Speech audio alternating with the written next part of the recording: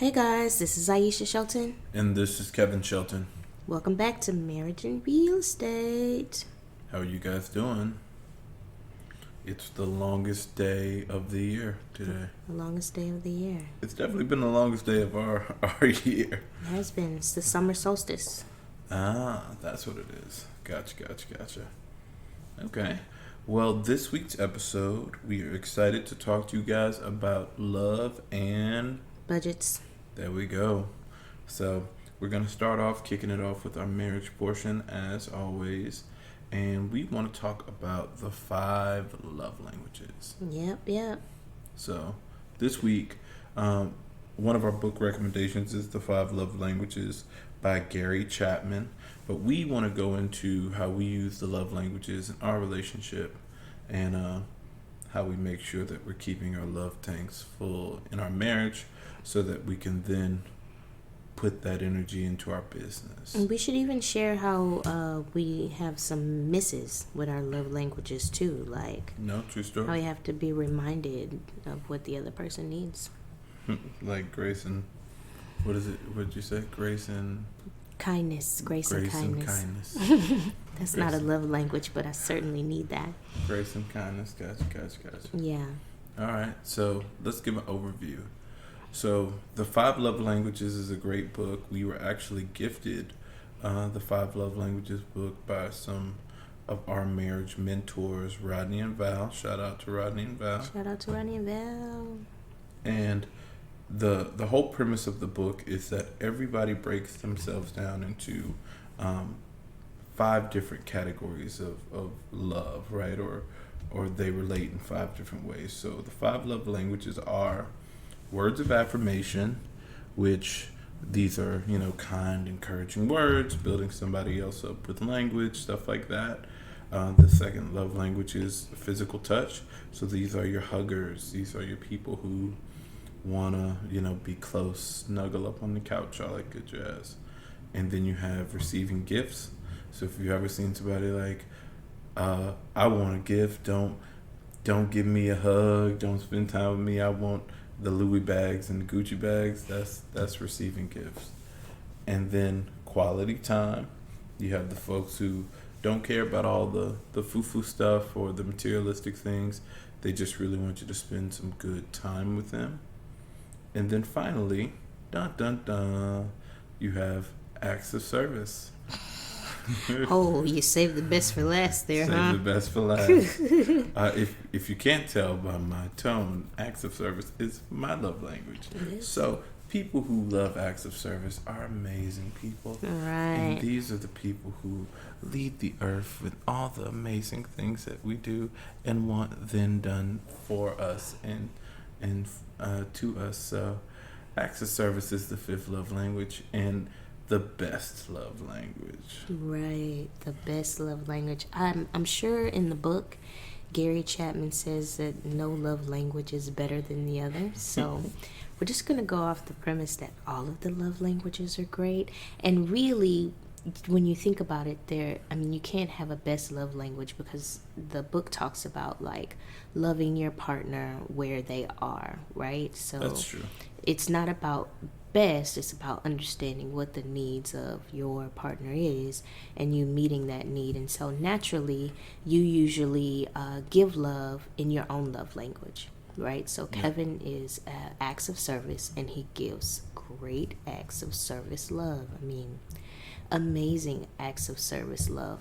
The kind of love that is very Instagrammable. And if you follow us on Instagram, you may have seen some of that. And so that is great. Like acts of service, I love his acts of service, but it's not my love language, right? So my love language is quality time. And so even though Kevin does some really amazing acts of service, it doesn't resonate with me because your love language is an acts of service. Because my love language is an acts of service. And so I just think that it's a cool book for people, for couples, because there's this constant battle, right, between what you want and what someone else needs. And so you keep trying to shove what you want down somebody else's throat when they completely need something else. And I don't think that doesn't mean you shouldn't give your love language too, because I would never ask you to stop giving me acts of service. I bet you would. But I would love quality time, just me and you. That's my thing. And So let me give a story. So we just went on a trip to New Orleans. It was quality time, a quality time trip. I didn't work the whole time. You didn't. And that's a good sign for me. When I'm not working, that means I'm actually Relaxing. resting. Yeah. Yeah. So we went to New Orleans, and it's funny because love languages can kind of merge, right?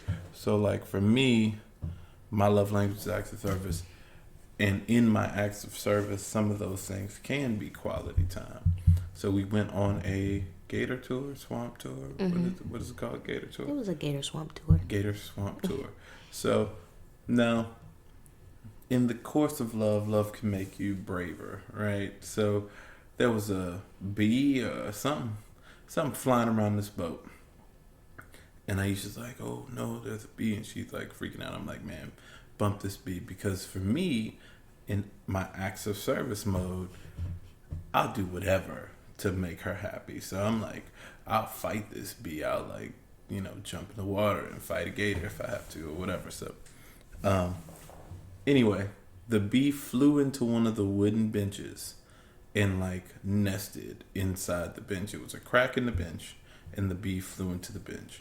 Now, everybody on this whole boat, it's like 40, 50 people on this boat. They're freaking out. And I'm like, well, my wife doesn't like this bee. So I got to figure out a solution. So I go ask the driver, I'm like, hey, my man, you got some tape or something? So he had a roll of electrical tape.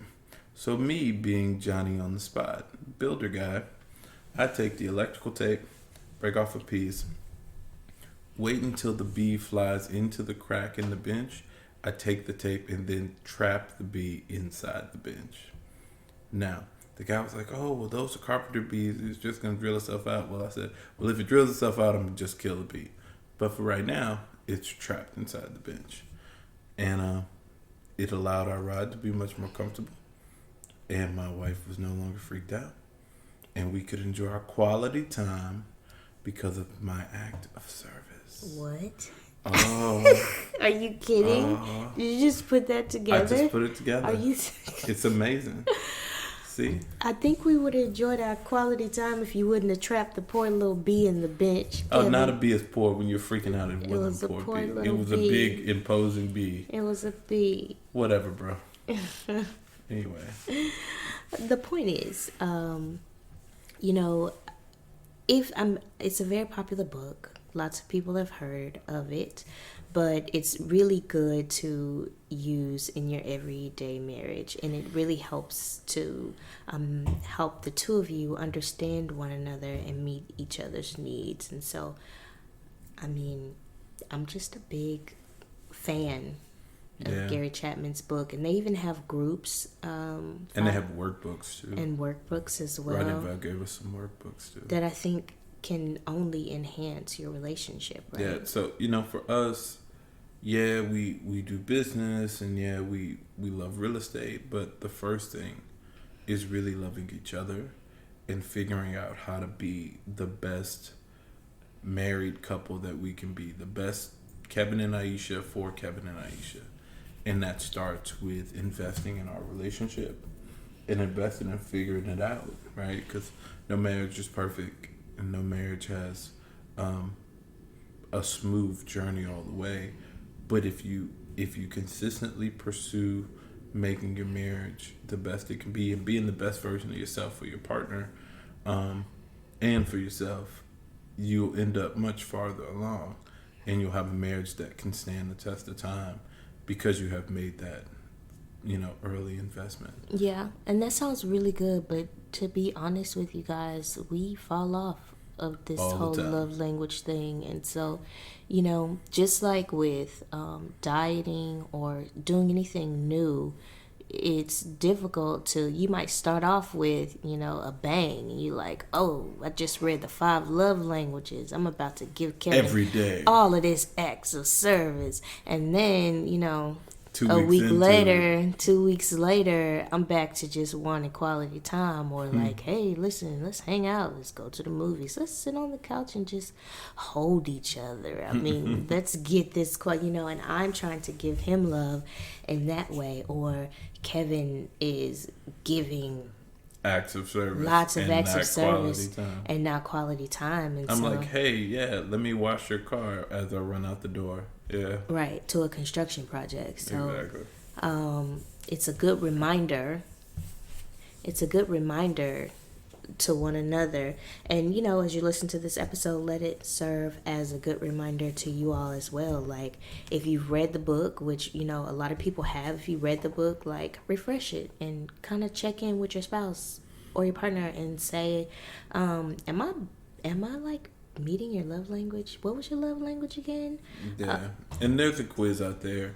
The book has a great quiz. So if you don't know your love language, if these things don't really resonate with you, or if they do resonate with you, I'd say if you go on the 5 Love Languages website, if you check out some of the Facebook groups, you can get a lot more information. And the cool part about it is everybody is different, and some people likes, some people some people like a combination of things. So you could be acts of service and receiving gifts. You could be words of affirmation and you want a little physical touch. Mm-hmm. It really just depends on you, and everybody's different. So the key is to match what your partner needs and love them in their love language, not in your love language, and then to gracefully and kindly hold your partner accountable to keep your love tank full. Okay, I like that. There we go. High five. And kindly hold your partner accountable. See that? Yes. See that? I got it. I get better. Shelton. I get better with time. I'm like wine. You are like wine. Wine. You ain't having no wine?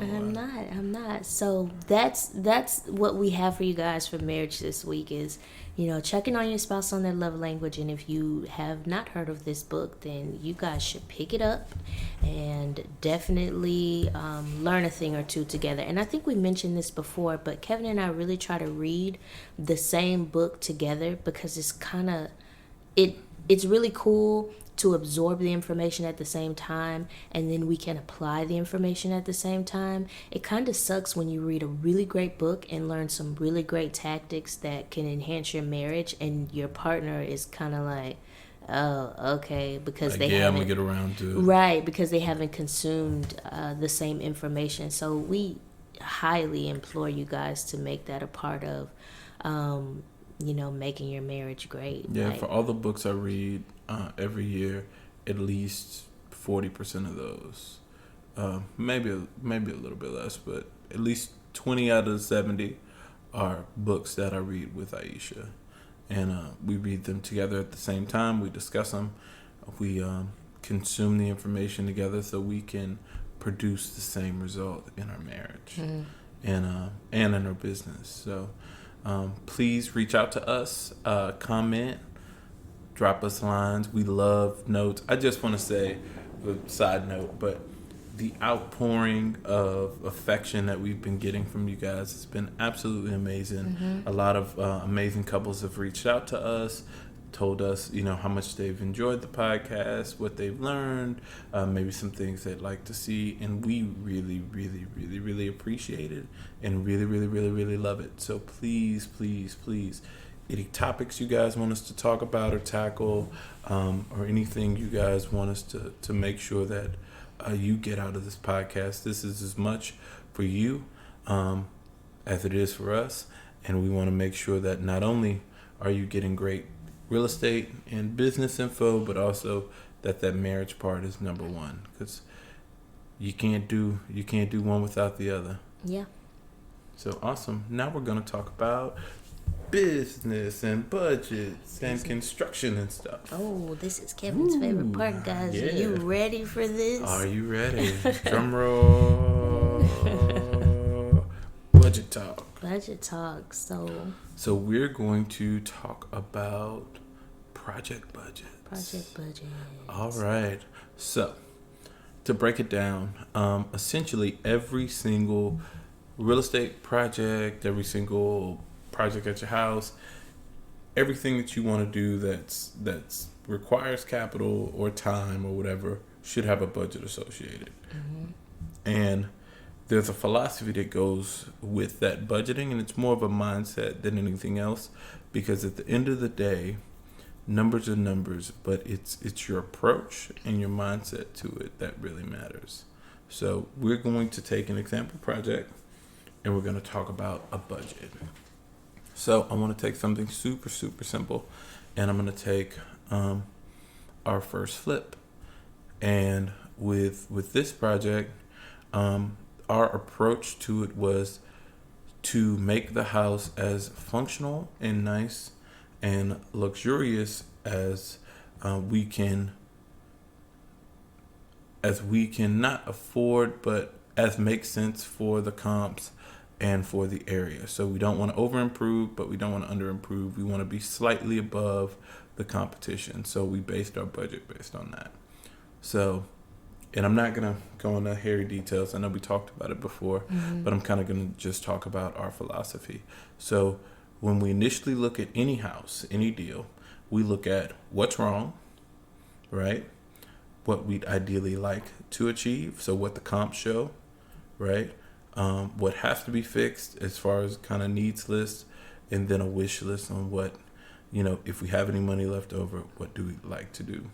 And by taking that kind of four-figure approach or 4-item approach, it helps us establish a criteria that then we can go into a budget. So with this first project, we looked at what's wrong.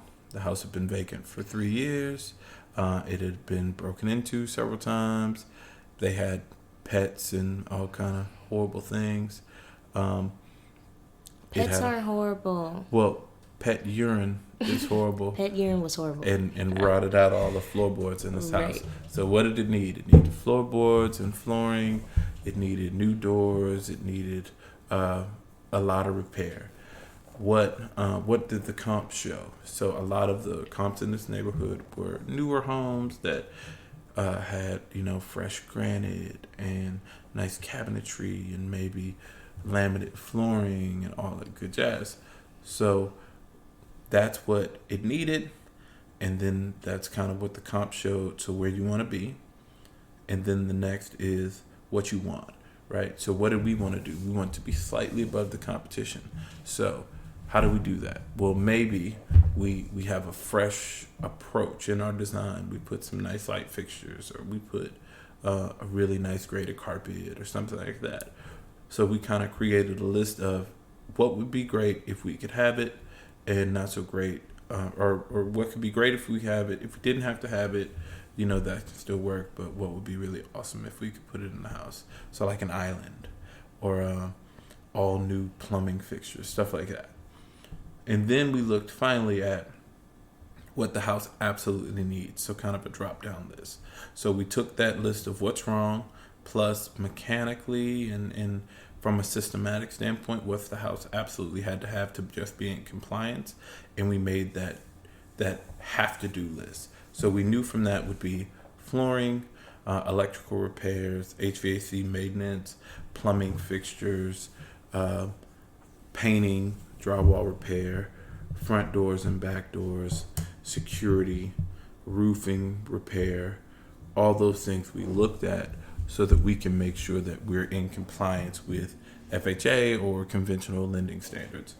So that sounds like a whole bunch of information before we even got to numbers, but it speaks to what you want to think about before you start putting the numbers together, because the numbers for themselves are just numbers if they don't mean anything. Right.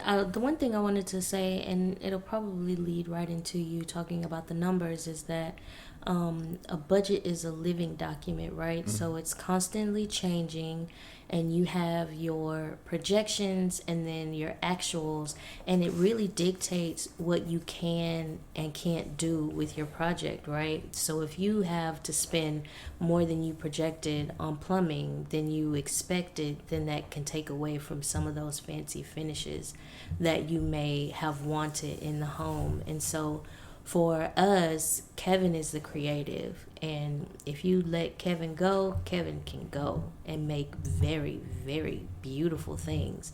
But that costs money, right? So as the project progresses on, the budget kind of dictates, how fancy those upgrades can be depending on what we're working on. Here's a perfect example of that. So I love back doors with blinds built into them, and Aisha does not like to spend. Now, in reality, it's like $100 extra a door, maybe $120 extra a door.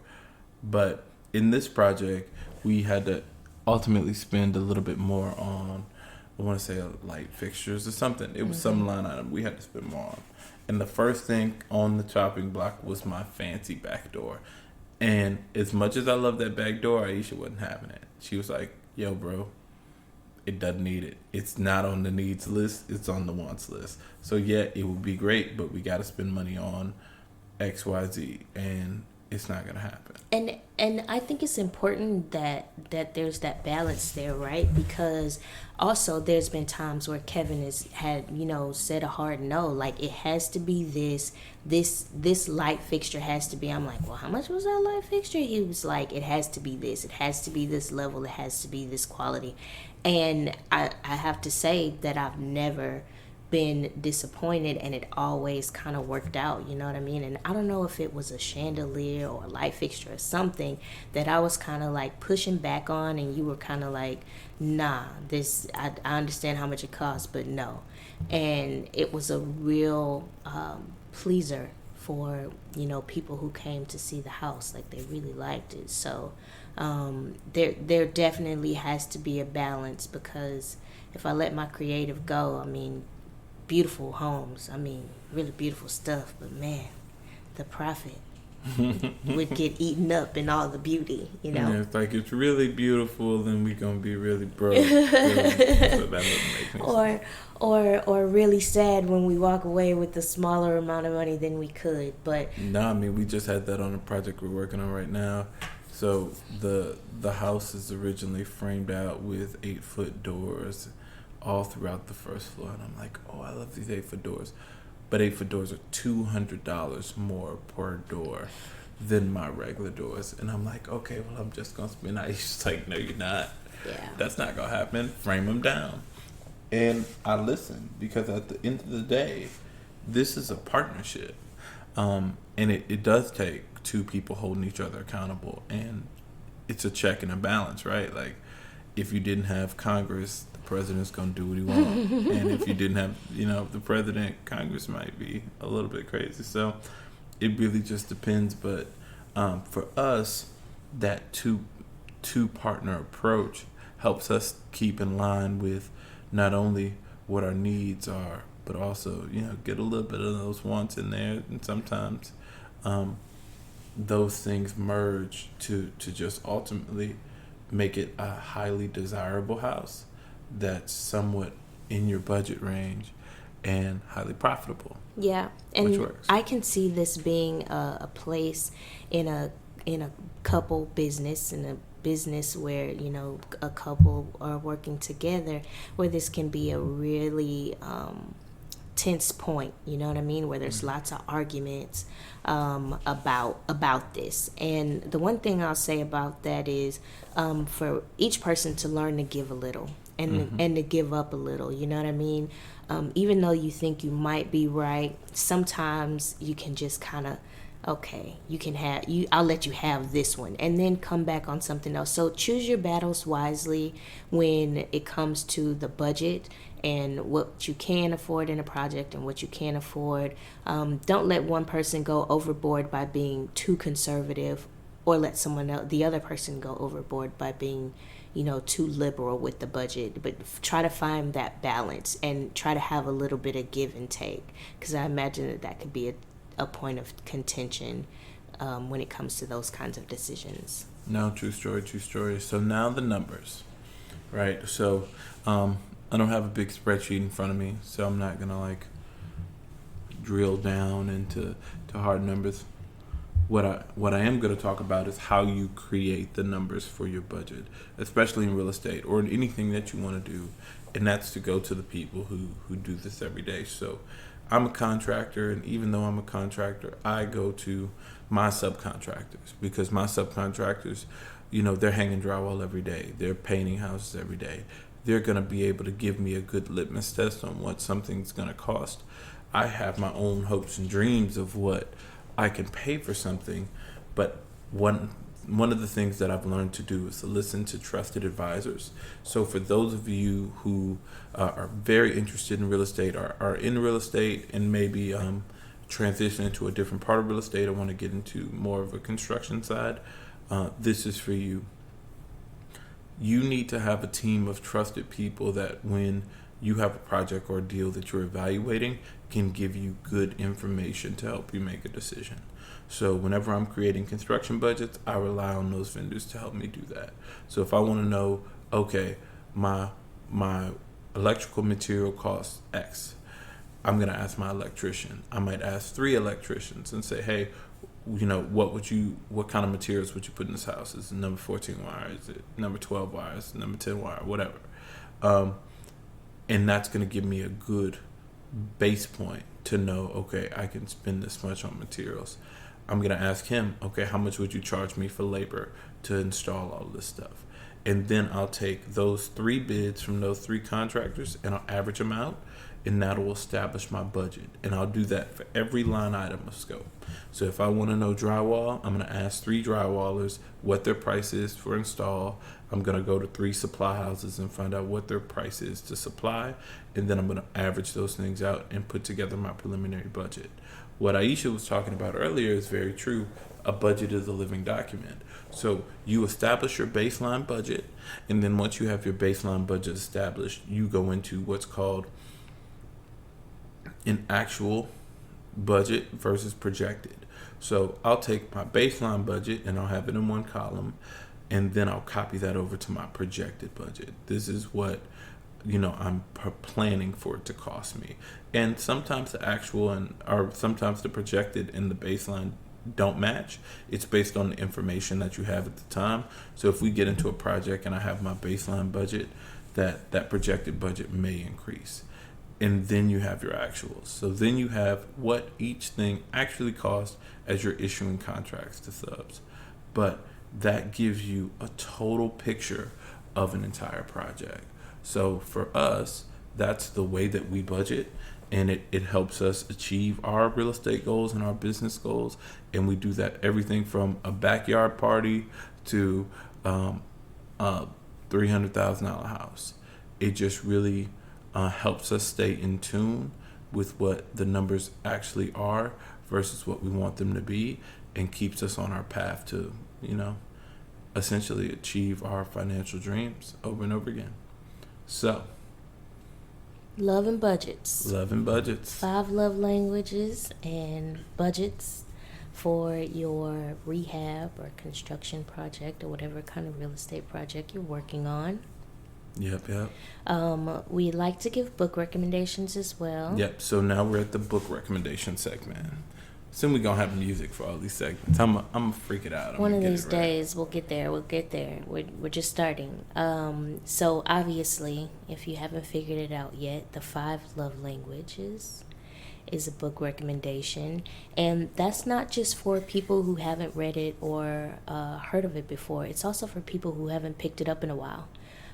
Pick that book up and refresh yourself on those love languages, and recommit yourself to loving your spouse in their language. And I'll definitely do the same. Yeah. So my book recommendation this week is The 5-Second Rule by Mel Robbins. Oh man, that's a good one. It's a great book. So I love this book because what this book allows you to do is to get out of your own way. A lot of times when it comes to making decisions or taking risk or getting up and washing the dishes, we give ourselves outs and excuses over and over again, and it stops us from being successful. So we're an inch away from success, and that inch is normally an inch of our own BS, all right? So we want to make sure that we are overcoming our own objections that we create in our mind, and this book is all about that. So it's 5, 4, 3, 2, 1, do it, right? 5, 4, 3, 2, 1, do what you need to do, whatever that is, from washing those dishes to making that phone call to getting up for work to running that half marathon. Don't give yourself the time to come up with reasons why you can't do it. And that's what the 5-second rule is all about, you know? It helps to give you a tactic to stop you from stopping yourself. Yeah. So this has been Marriage and really. Okay, so we actually have about 2 minutes worth of housekeeping We do. just before we sign off. So we have some exciting things. We've actually been working really hard behind the scenes to put some things together. So we have some great things we're going to be rolling out over the month of July that we want you guys to look forward to. So we have the announcement of Marriage and Real Estate Society, Okay. which will be launching August 1st. And there'll be more details to come throughout the month of July. But essentially, we're going to put all these groups of all these amazing couples together, everybody who's interested in improving their marriage and improving their financial situation or learn more about real estate. We're going to get everybody together. So this will be an amazing group of highly, highly motivated couples that are looking to live their best life. And we are super, super excited to be launching this, guys. So please look out for information for that. We also have some very interesting things happening on our social media. We have some new photos that we're very excited about taking. And then we also are launching some new ways that you guys can reach out to us. So there'll be some options for you to get in touch, whether that's a phone call or a meetup or something like that. So we want to connect with you guys throughout the country, throughout the city. If you want to get in touch with us, please DM us, email us, MNR podcast at K&A Companies.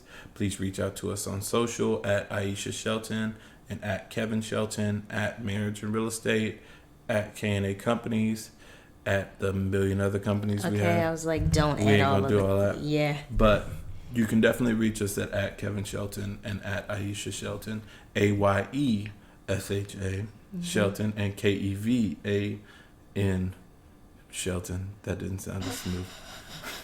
Anyway, so with all that being said, we love you guys. We're definitely excited for everything to come. If you're just starting out on your journey or if you've been on it a while, we wish you the best. We got nothing but love and motivation for you guys. And this is Marriage and Real Estate. Peace out.